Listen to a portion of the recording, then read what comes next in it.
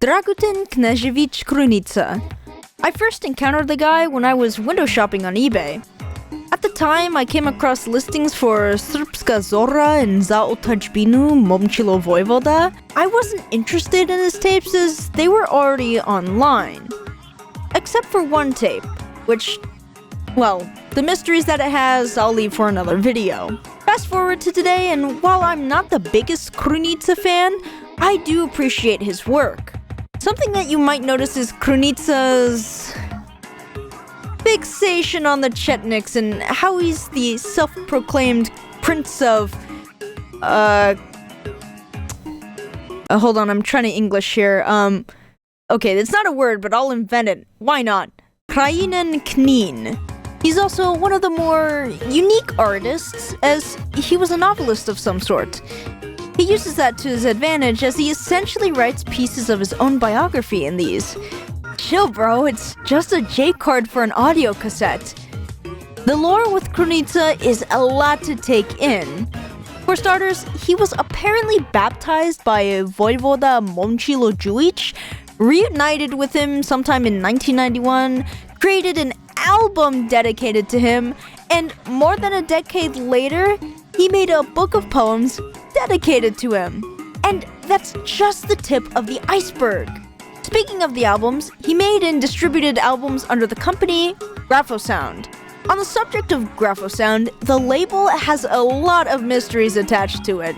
From tapes having the same catalog number to the mysterious logo change, there are so many questions and not enough answers. One of the biggest mysteries is today's subject, the VHS. Now, there's non-existent information about the production surrounding the VHS. For all we know, either people bought so many Graphosound products that warranted a VHS, or Krunica had a passion so great, he created a VHS highlighting his best work.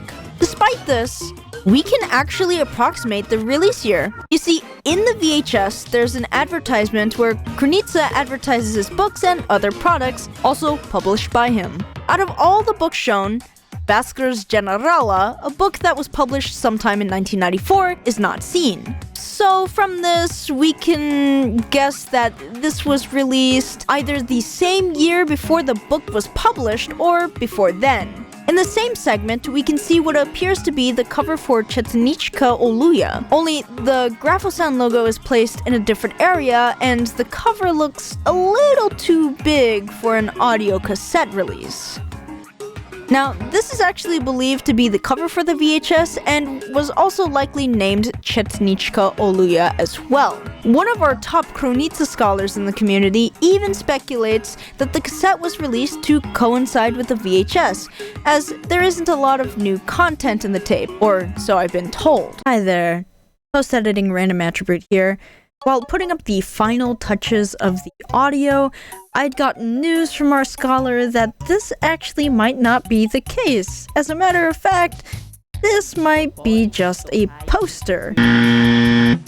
Yeah, so as far as we know, the actual J-card of the VHS is unknown. But who knows? Maybe we'll find it in due time.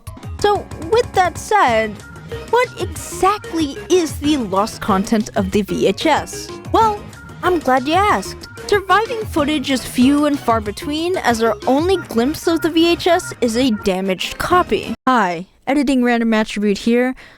Correction for this one. The only glimpse that we actually have is not of a damaged copy. This was a complete misinterpretation on my part.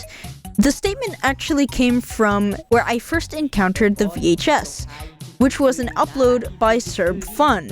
Now, this isn't a damaged copy per se, but these are screenshots from the clips that we know of and just added the full songs for, with the exception being Komuniare Laju Laju. The actual origins of these clips are what I consider a preview clip of sorts to show the people what they were going to expect in this VHS. And aside from 2 clips that were put out publicly on the net, that's all that we have of the VHS.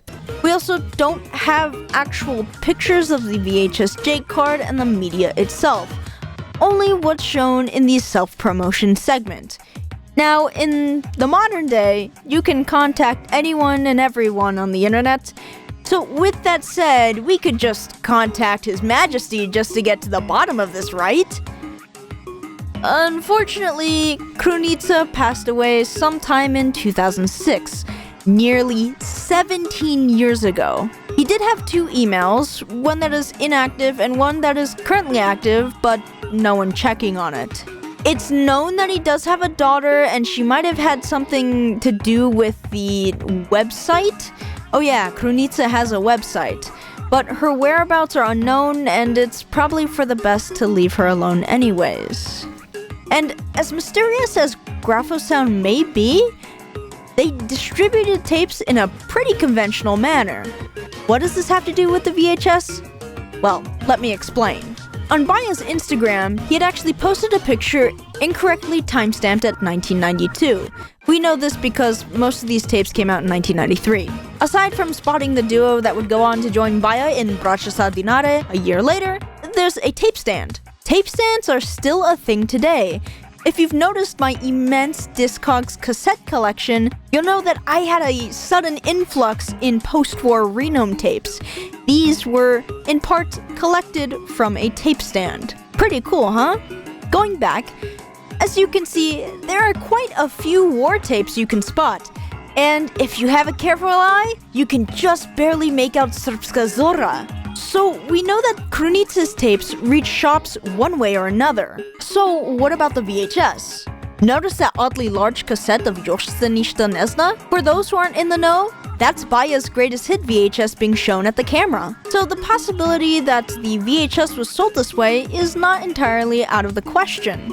While we don't know how often Chetnička Oluja was spotted and sold at stands, it's still a very optimistic look at the future for this tape. That's in complete contrast compared to when I initially asked community members on the fate of Chetnička Oluja. Matter of fact, they had a more pessimistic view. They were telling me that it was most likely completely lost due to how rare it seemed. With no known sales numbers and no one to consult for any more information on the tape, we'll never be sure. For now, we can only pray that another restorable copy is out there, waiting to get digitized. Thank you so much for watching, and I'll see you in the next video. One more thing before you click off the video. In the midst of Balkan Mapper revising my script, he dug up something quite interesting. Now, this is from a web archive. Here's the link if you want to check it out. If you can't read Cyrillic, it says DVD Dragutin Knežević Krunica, meaning that whoever ripped the VHS might have also stuck it on a DVD. Now, unfortunately, there are no leads as to how to contact this guy. He did have a YouTube channel, which is where I believe the VHS itself was first uploaded to YouTube. But other than that, there is no known contact email, at least one that I can dig up. If you have any more information on this supposed DVD or the VHS in general, please email me at ra20k.inquiries@gmail.com. That's ra20k.inquiries@gmail.com.